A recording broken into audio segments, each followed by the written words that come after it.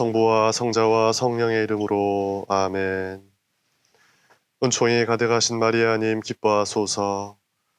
주님께서 함께 계시니 여인 중에 복되시며 태중의 아들 예수님 또한 복되시나이다. 천주의 성모 마리아님, 이제와 저희 죽을 때에 저희 죄인을 위하여 빌어주소서. 아멘. 성부와 성자와 성령의 이름으로 아멘. 참 예수님, 여러분, 모세오경의 마지막 책인 신명기 한 주간 동안 잘 읽으셨습니까? 혹시 아직도 성경을 읽어 나가는 것이 힘들고 어렵다는 생각이 드십니까? 계획표에 따라 매일 읽고 또 영상 강의를 꾸준히 시청하기가 버거울 때도 있겠지만 벌써 구약 성경의 커다란 한 파트인 모세오경을 다 읽으셨습니다.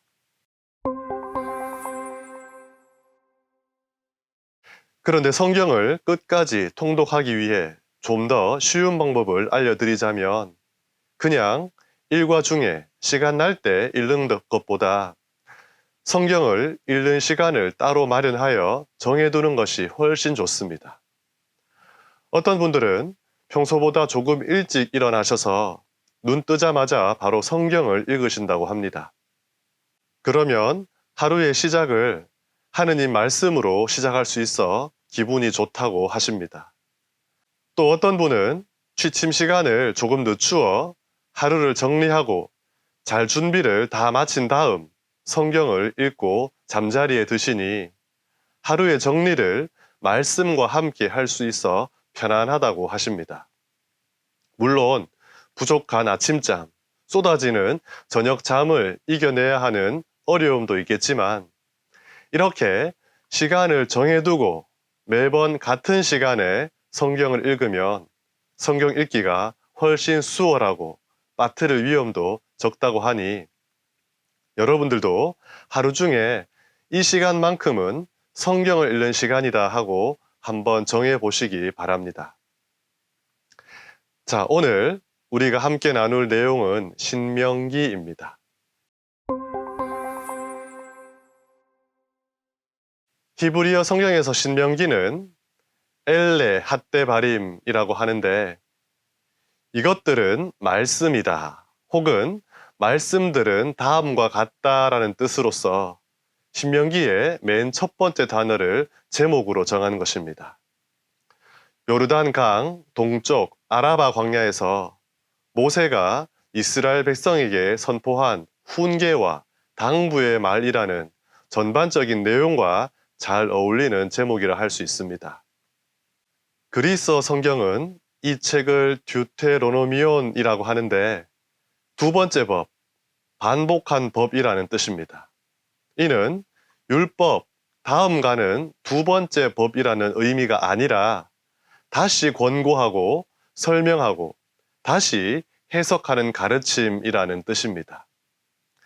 그러니까 앞서 언급된 율법들을 종합하며 모세가 다시 가르치며 설명한다는 것을 표현하는 제목입니다. 우리말 성경에서도 하느님께서 명하신 말씀을 되풀이한다라는 뜻으로 거듭 신자와 계명 명자를 써서 신명기라고 합니다. 신신당부하며 거듭 들려주는 계명이라는 말입니다.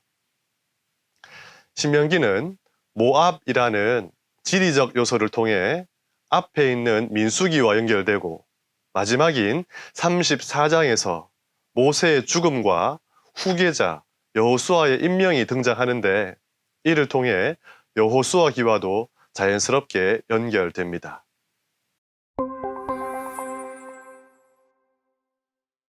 신명기는 모세오경 전체를 마무리하는 결어적 역할을 합니다.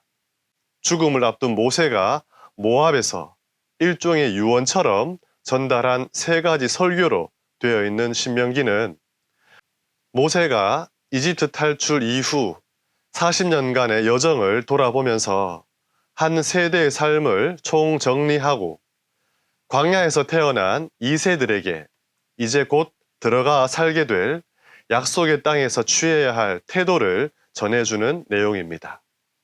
죽기 전 자기 생애 전체를 돌아보며 가족들에게 꼭 당부하고 싶은 것을 전하는 것이 유언의 특징인 것처럼 신명기 역시 약속의 땅에 들어가 살아가며 지켜야 할 내용의 총정리라고 보시면 됩니다. 동시에 모세오경의 최종 편집, 완성된 시기인 바빌론 유배 중인 당시 이스라엘 백성의 과오였던 하느님에 대한 망각, 율법에 대한 불충, 계약에 대한 배반을 모세의 입을 통하여 고발하는 것이기도 합니다. 즉, 모세의 입을 통해 하느님의 말씀에 충실하여 축복을 누리는 삶을 살 것이냐, 아니면 과거 선조들과 같이 잘못을 반복하며 저주를 받을 것이냐 선택하라는 내용인 겁니다. 신명기의 내용은 분명 법에 관련된 것들이지만 딱딱한 법조문 형태가 아니라 모세의 연설, 즉 설교라는 방식으로 되어 있습니다. 이는 편집 당시 연설이라는 전달 방식이 대중적이었음을 시사하고 대중 앞에서 연설을 할 수 있는 사회 지도층이 어느 정도 형성되었던 시기라는 것을 짐작케 합니다. 이렇게 법조문이 설교의 방식으로 전달되면 그것을 읽는 이로 하여금 현장감을 더할 수 있습니다. 예를 들어 6장 4절의 말씀을 첫째, 주 우리 하느님은 한 분이시다. 둘째, 하느님을 사랑하여라 하는 것보다 이스라엘아 들어라. 주 우리 하느님은 한 분이신 주님이시다.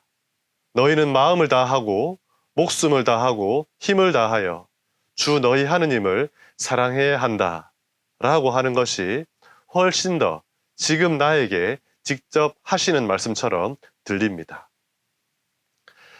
신명기가 최종적으로 완성된 시기를 다시 한번 상상해 봤을 때 유배 중인 이스라엘 백성에게 설교 형식으로 율법의 가르침을 전달하는 것이 훨씬 더 설득력이 있었을 것이라 짐작이 됩니다.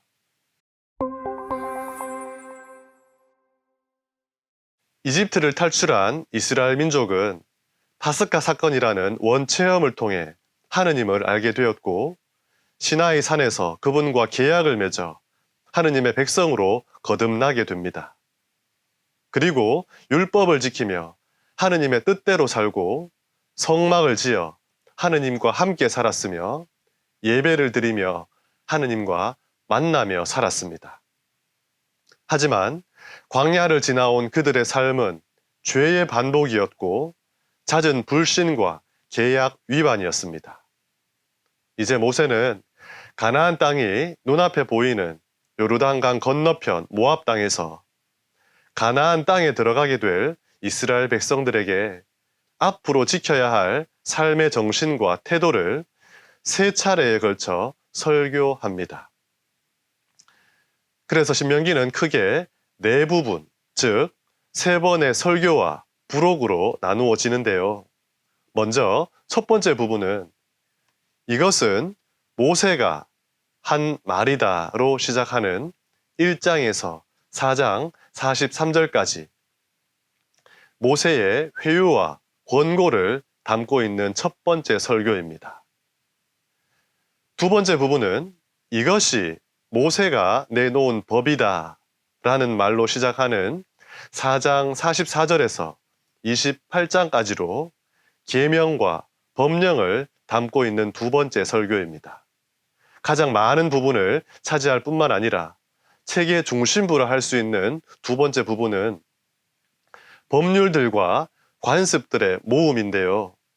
이 중에 12장에서 26장까지의 내용이 신명기의 토대를 이루는 원신명기의 내용입니다. 세 번째 부분은 계약 갱신의 의미를 분명하게 설명하는 29장에서 30장까지이고 끝으로 마지막 네 번째 부분에서는 모세의 축복과 죽음을 전하고 있습니다. 내용에 따라 네 부분으로 구분을 하지만 모세가 백성에게 들려주는 이야기라는 점에서 전체적인 통일성과 일관성을 발견할 수 있습니다. 그럼 신명기의 내용을 한번 살펴보겠습니다.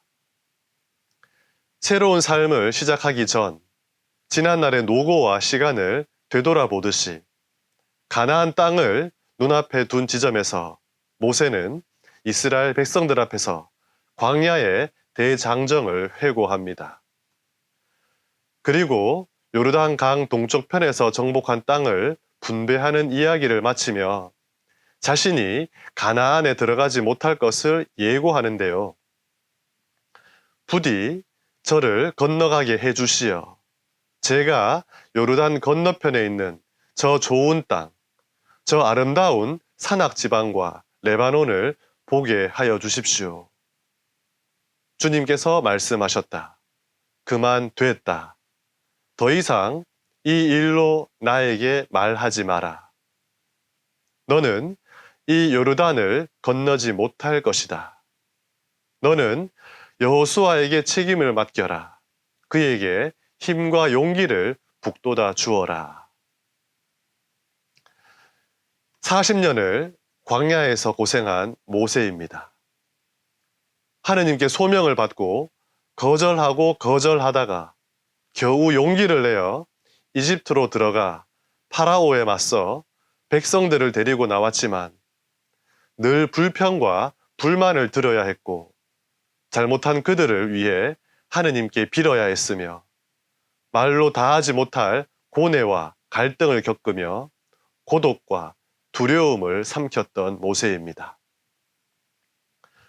그런 모세의 간청이지만 하느님께서는 그만 됐다고 하십니다. 우리의 생각으로는 좀 봐줄만도 한데 평소에 그토록 관대하고 자비로우신 하느님께서 이번에는 너무나 매정하고 냉정하게 보입니다. 결국 약속의 땅인 가나안을 직접 보고 싶은 마음, 끝까지 백성들을 이끌어야 한다는 책임감을 모세는 내려놓습니다. 하느님의 계획에 철저히 도구로 사용되는 모세의 삶을 우리도 배워야 합니다. 내가 아니면 안 된다는 교만, 봉사를 하고 헌신을 했으니 당연히 보상을 받아야 한다는 보상 심리가 우리를 유혹할 때가 있습니다. 맡은 바 최선을 다하되 때가 되었을 때 내려놓을 수 있는 지혜를 모세를 통해 배워야 합니다. 그럼 모세가 설교를 시작하며 왜 이스라엘 백성에게 과거를 회상시켰을까요? 너희는 오로지 조심하고 단단히 정신을 차려 너희가 두 눈으로 본 것들을 잊지 않도록 하여라. 그것들이 평생 너희 마음에서 떠나지 않게 하여라. 또한 자자손손에게 그것들을 알려주어라. 회상시킨 이유는 잊지 않도록 하기 위해서입니다. 그럼 무엇을 잊지 말라는 겁니까? 이집트에서 어떻게 지냈는지, 하느님이 어떤 분이신지, 시나이 계약의 내용은 무엇인지, 광야에서 어떻게 살 수 있었는지를 잊지 말라는 겁니다. 단순히 과거를 회상하라는 것이 아니라 지금뿐만 아니라 미래의 후대에 이르기까지 옛 사건을 기억하도록 하여 그런 하느님께서 지금 현존하고 계시며 그날의 백성이 바로 지금의 우리임을 기억함으로써 모든 이스라엘이 현재를 하느님의 백성으로 살게끔 해주기 위해서였습니다. 신명기에서 강조되는 모든 죄의 근원은 바로 망각이었습니다. 다시 말해 모든 죄는 하느님을 잊어버림, 계약을 잊어버리는 것에서 시작된다는 것입니다. 우리도 마찬가지 아닙니까? 우리가 죄를 지을 때를 한번 생각해 보십시오. 누군가의 뒷담화를 할 때 어떻습니까? 그 사람이 여기에 없다, 듣지 못한다, 절대로 모를 것이다 라는 생각에서 시작하고, 이는 하느님은 안 본다, 하느님은 모르신다는 망각에서 비롯됩니다. 하느님이 내 앞에 떡 하고 계신다고 생각해 보십시오. 과연 죄를 지을 수 있을까요? 이는 오늘날 세속의 가치관과 물질 만능주의에 빠져 하느님을 잊고 살아가는 사람들에게 영적 침해에 빠졌다고 하신 프란치스코 교황님의 말씀과도 다르지 않습니다.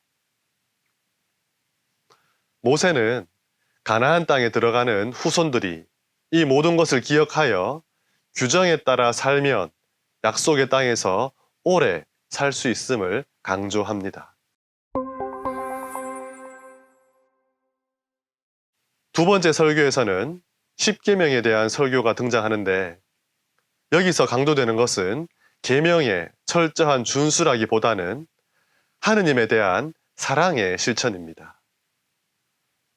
모세는 구세사 속에서 하느님께서 베풀어 주신 사랑을 먼저 이야기하며 그분의 자비로 보여주신 수많은 기적에 응답하는 것이 우리의 사랑임을 밝힙니다. 이스라엘아 들어라. 주 우리 하느님은 한 분이신 주님이시다. 너희는 마음을 다하고 목숨을 다하고 힘을 다하여 주 너희 하느님을 사랑해야 한다. 우리를 사랑하시는 하느님, 우리가 사랑해야 할 하느님. 신명기 이전에는 성경의 어느 곳에서도 감히 이런 표현을 하지 못했습니다. 그러나 신명기에서는 하느님 사랑에 대한 응답을 어떻게 해야 하는지 그 구체적인 방법을 설명해 줍니다. 과거에 이스라엘 백성에 일어났던 일들을 기억하면 자연스럽게 느낄 수 있는 것이 바로 하느님의 사랑입니다. 그 사랑을 아는 사람은 온 마음과 목숨과 힘을 다하여 하느님을 사랑하게 되기에 기쁜 마음으로 율법을 지킵니다. 왜냐하면 하느님이 사랑이시고 율법의 원리, 율법의 본질 또한 사랑이기 때문입니다. 진심으로 하느님을 사랑하지 않으면서 참내하는 주일 미사, 힘들 겁니다. 또 하느님을 사랑하지 않으면서 바치는 교무금과 주일 헌금, 손이 떨리고 아까울 겁니다. 하느님을 사랑하지 않으면서 행하는 봉사와 활동, 자기 만족에 빠져 교만해지고 말 것입니다. 모든 것이 하느님을 사랑하는 것에 뿌리를 두어야 하고 그 시작은 나를 사랑해 주신 하느님의 사랑이 있음을 우리도 알아야 합니다.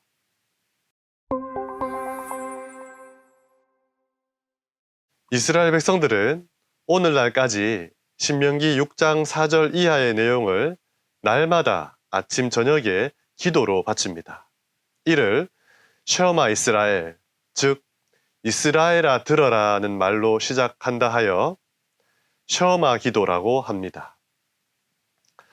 또 유다인들은 일상생활 중에서도 이를 기억하기 위해 셔마 기도가 적힌 두루마리를 넣은 성구갑을 이마에 매기도 하고 그 기도문을 실천하되 마음으로 행하라는 뜻으로 심장과 가까운 왼팔에 성구갑을 감기도 합니다. 또 셔마 기도문을 양피지에 써서 작은 함에 넣고 현관문 오른편에 매달아 놓는데 이를 메주자라고 합니다. 이런 그들의 삶을 통해 이스라엘 백성들이 얼마나 하느님을 사랑하며 살기 위해 노력하는지 알 수 있습니다.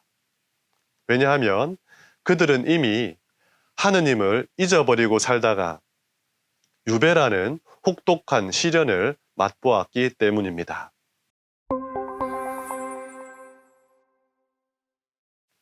이렇듯 하느님과 그분의 사랑을 잊어버리는 망각에서 교만이 시작되는 것을 신명기에서는 여러 차례 강조하고 있습니다. 그러므로 너희는 주 너희 하느님께서 저 좋은 땅을 차지하라고 너희에게 주시는 것은 너희가 의롭기 때문이 아니라는 것을 알아야 한다. 정녕 너희는 목이 뻣뻣한 백성이다. 그러므로 너희는 마음의 할례를 행하고 더 이상 목을 뻣뻣하게 하지 마라. 가나안 땅을 차지할 수 있었던 것은 이스라엘 백성의 힘과 노력이 아니라 하느님의 약속이 성취된 결과였습니다. 하지만 이를 잊어버리면 쉽게 교만에 빠질 수 있으니 마음의 할례, 즉 하느님을 섬기고 사랑하기 위한 영적 쇄신과 내적 변화를 위해 힘을 기울이라고 모세는 말합니다.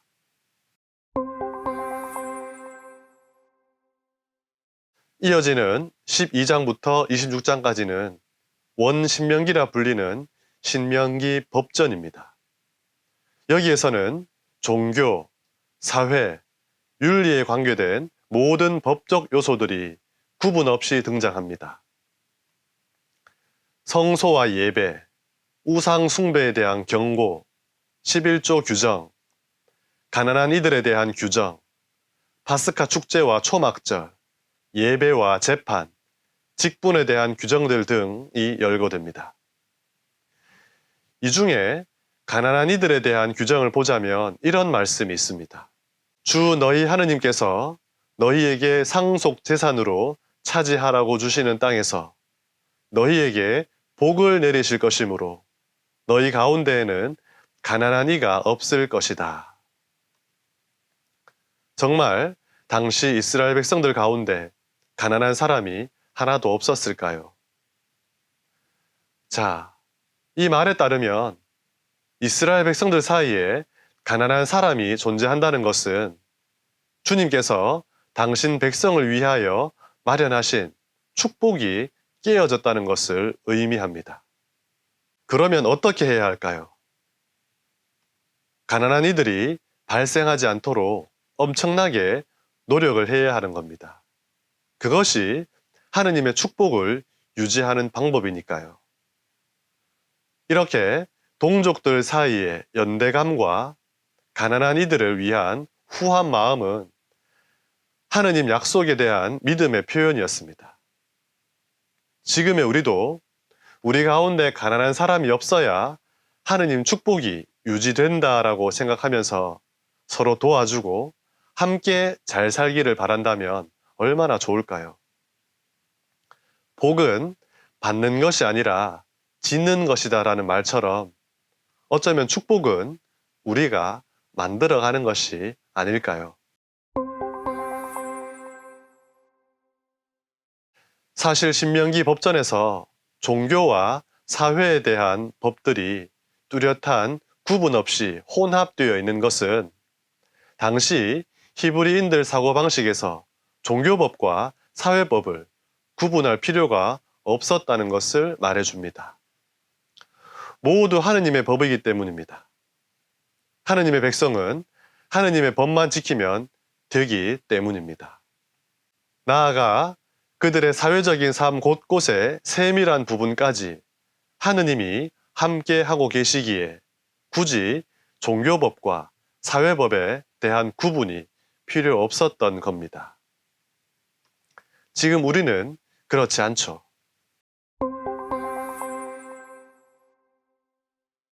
국가 사회법과 교회법은 엄연히 구분되어 있습니다.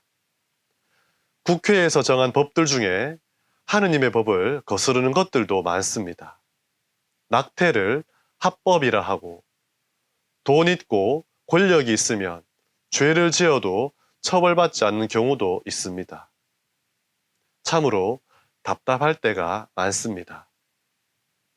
그런데 더 답답한 것은 세례를 받은 신앙인들이 사회법에는 민감하면서도 교회법에는 그렇지 않다는 겁니다. 왜 그럴까요? 종교와 사회가 하나였던 구약의 이스라엘 백성과 달리 지금은 종교와 사회가 구분되어 있기 때문이겠지요. 하지만 더 심각한 것은 신앙인들의 마음가짐과 삶의 태도 안에서도 신앙과 삶이 구분되어 있다는 겁니다. 성당 안에서는 하느님의 자녀로 회개하고 용서를 청하지만 성당 밖에서는 자신의 이익과 욕망을 위해 거침없이 살아간다는 겁니다. 말과 행동이 완전히 동떨어져 있는 사람처럼 남에게 보이는 내 모습과 진짜 자신의 모습이 구분되어 있는 사람처럼 일상적인 모습과 성당에서의 모습이 완전히 다른 사람이 있습니다. 하느님의 말씀이 다 맞지만 낙태는 찬성하는 사람이 있습니다. 주일마다 성당에 가면서 점 보러 가는 사람도 있습니다. 에이, 그때 이스라엘 백성들은 왕도 없고 국회도 없고 제대로 된 사법기관도 없었으니까 그랬던 거지 라고만 해버리기에는 지금 우리 주변의 모습이 안타깝습니다. 여러분들은 부디 신앙과 삶이 따로따로 떨어져 있지 않고 하나로 일치되어 있기를 바라봅니다.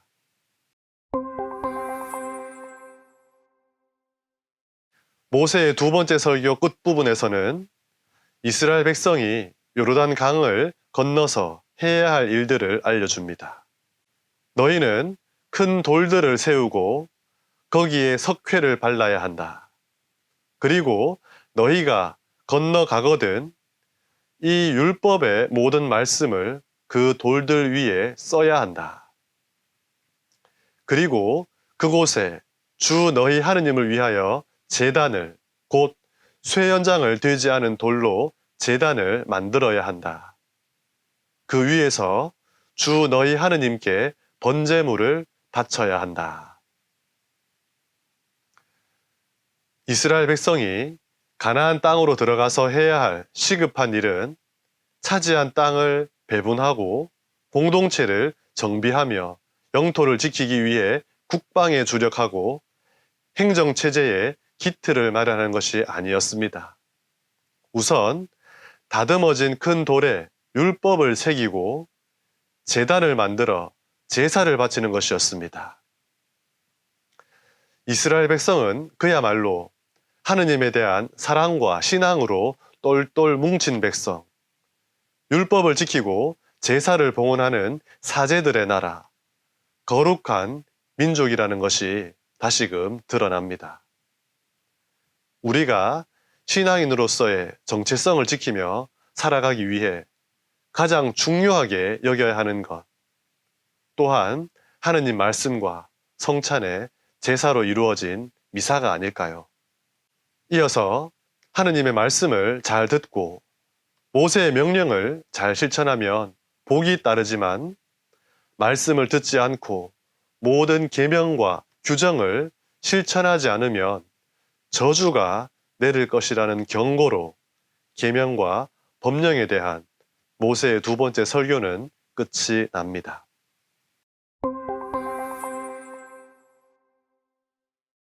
(29장에서) (30장까지는) 세 번째 부분으로 계약의 갱신에 대한 내용을 담고 있습니다. 아시다시피 이집트를 탈출한 1세대는 이미 다 죽었고 이제 광야에서 태어난 2세대가 약속의 땅으로 들어가려고 합니다. 하지만 그들은 시나이 계약에 대해 부모님께 이야기를 들었을 뿐 계약의 직접적인 당사자는 아니었습니다. 그러기에 모세는 하느님께서 조상들과 맺으신 계약뿐만 아니라 시나이 계약을 상기시키며 광야 2세대와 계약을 갱신합니다. 이는 주 너희 하느님께서 오늘 너희와 맺으시는 주 너희 하느님의 계약과 맹세에 너희가 참여하려는 것이다. 또한 주님께서 이르신 대로 너희의 조상 아브라함과 이사학과 야곱에게 맹세하신 대로 너희를 당신의 백성으로 삼으시고 너희의 하느님이 되시려는 것이다. 그리고 이렇게 갱신된 계약이 유지되고 잘 지켜지기 위해 요구되는 것은 바로 계약의 말씀들을 지키고 실천하는 것에 달려 있습니다. 여기서 우리는 서서히 율법의 중요성이 강조되는 모습을 볼 수 있습니다. 즉, 계약을 잘 지키느냐, 그렇지 않고 어기느냐 하는 기준은 율법을 잘 지키는 것에 달려 있다는 겁니다. 왜냐하면 율법이야말로 하느님께서 직접 하신 말씀의 기록이며 보이지 않는 하느님의 신비를 드러내주는 실체이기 때문입니다. 모세는 율법을 잘 지켜 계명에 충실할 때 생명과 하느님의 축복이 따르지만 그렇지 않으면 죽음과 저주가 내리게 된다는 것을 가르쳐 줍니다. 그러면서 어리석게도 후자의 삶을 선택하는 사람들에 대한 염려를 다음과 같이 들려줍니다. 어떤 사람이 이 맹세의 말씀을 듣고서도 제 마음속으로 자신을 부추기며 내가 마음대로 고집하며 살아 젖은 것이든 마른 것이든 모조리 휩쓸어 간다 하더라도 나에게는 아무 일이 없을 것이다 한다면 주님께서 그를 용서하지 않으실 것이다. 우리는 미사 때마다 독서와 복음 말씀 그리고 강론을 들으며 참 마음에 와닿는 좋은 말씀이다. 틀림없이 맞는 말씀이다. 정말 감동적인 말씀이다 라고 느끼지만 그러면서도 한편으로는 그런데 나는 가난한 이들을 위해 나누지 못하겠다. 하지만 나는 그냥 살던 대로 살겠다라고 하며 아무런 삶의 변화가 없고 구체적인 사랑의 실천이 없다면 모세의 염려가 지금의 우리에게 현실이 되는 것입니다. 그 결과는 무엇이라고 했습니까? 주님께서 그를 용서하지 않으실 것이다. 오히려 그에 대한 주님의 진노와 질투가 타올라 이 책에 쓰인 모든 저주가 그 위에 내리고 주님께서 그의 이름을 하늘 아래에서 지워버리실 것이다. 얼마나 무섭습니까? 이보다 더 심한 저주가 있을까 싶습니다. 사실 이 말씀을 몰라서 지키지 못하는 경우는 별로 없습니다. 오히려 알고 있지만 하기 싫어서 지키지 않을 때가 훨씬 더 많습니다. 결국 실천의 문제는 자유로운 선택의 문제입니다. 그리고 그 선택은 생명과 죽음, 축복과 저주에 대한 양자택일의 문제입니다. 내가 오늘 너희에게 명령하는 이 계명은 너희에게 힘든 것도 아니고 멀리 있는 것도 아니다. 사실 이 말씀은 너희에게 아주 가까이 있다. 너희의 입과 너희의 마음에 있기 때문에 너희가 그 말씀을 실천할 수 있는 것이다. 나는 오늘 하늘과 땅을 증인으로 세우고 생명과 죽음, 축복과 저주를 너희 앞에 내놓았다. 하느님 말씀도 우리 가까이에 있습니다. 그것도 아주 가까이에 있습니다. 성경 안에 그대로 있고 이미 우리 머리와 마음속에 많이 녹아 있습니다. 자주 입으로 말하고 있습니다. 이렇게 가까이 있는 말씀인데도 실천하기에는 왜 이리 힘이 들까요? 말씀이 너무 가까이 있어서 보기 힘들다면 그것은 나이가 들면서 하느님 말씀에 대한 노안이 온 것은 아닐까요? 그렇다면 다초점 렌즈 혹은 돋보기를 껴야 합니다.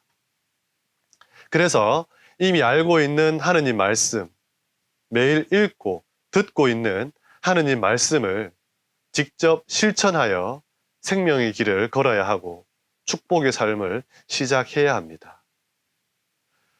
성경을 읽으며 새로운 삶을 시작하려는 우리에게 모세께서 이렇게 말합니다. 주 너희 하느님을 사랑하고 그분의 말씀을 들으며 그분께 매달려야 한다. 주님은 너희의 생명이시다.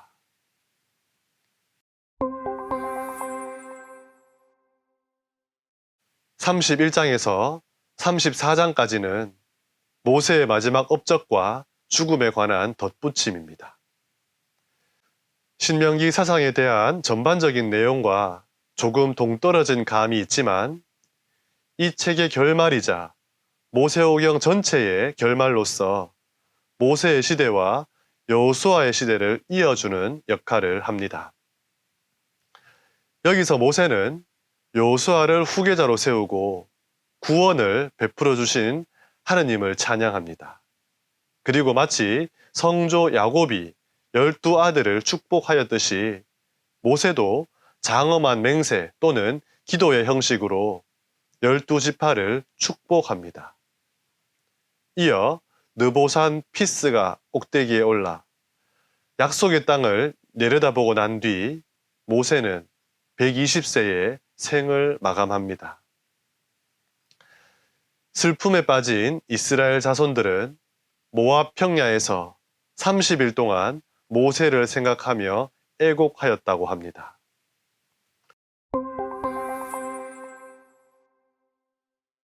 잠시 모세의 삶을 되돌아봅니다. 태어나서 40년을 이집트 왕궁에서 자라며 당대 최고의 교육과 문화를 체험합니다.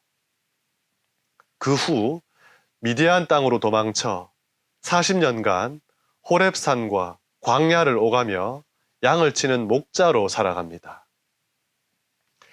이집트에서 배운 각종 지식과 다양한 체험, 목자로 익힌 광야의 지형과 기후, 생존 체험, 이렇게 80년을 하느님의 도구로 사용되기 위해 준비를 마친 모세는 나이 80에 하느님께 소명을 받고 이집트로 들어가 하느님의 백성을 데리고 나와 약속의 땅이 보이는 모압 평야까지 이끌고 왔습니다.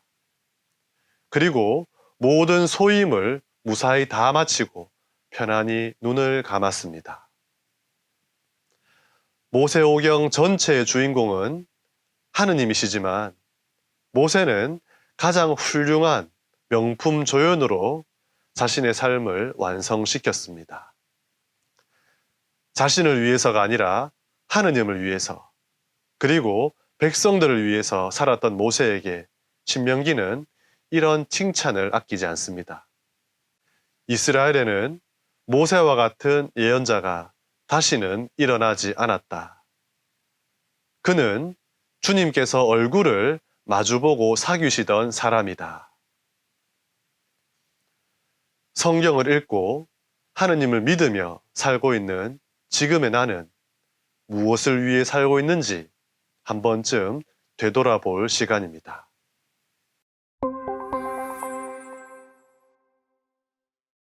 이상으로 신명기의 내용을 마무리하며 신명기 전체를 관통하는 주제를 짧게 말씀드리겠습니다. 신명기의 핵심은 무엇보다 6장 4절 이하의 말씀, 즉 셔마 기도의 내용입니다. 이스라엘아 들어라. 주 우리 하느님은 한 분이신 주님이시다. 너희는 마음을 다하고 목숨을 다하고 힘을 다하여 주 너희 하느님을 사랑해야 한다. 다양한 신들을 섬기던 이방 민족들과 달리 이스라엘이 체험한 하느님은 한 분이신 하느님이었습니다. 그리고 계약으로 하느님 백성이 된 이스라엘은 세상에 하나뿐인 하느님의 백성이었습니다. 이렇게 한 분이신 하느님과 유일한 그분의 백성은 사랑이 토대가 된 율법을 지키며 하나로 묶어져 있었고 유일한 성소에서 하나의 전례를 봉헌하며 살았습니다. 이렇게 한 분이신 하느님, 하나의 백성, 하나의 전례가 바로 신명기의 주제입니다. 그리고 사랑이 하느님, 백성, 전례를 관통하고 있습니다. 결국 사랑입니다.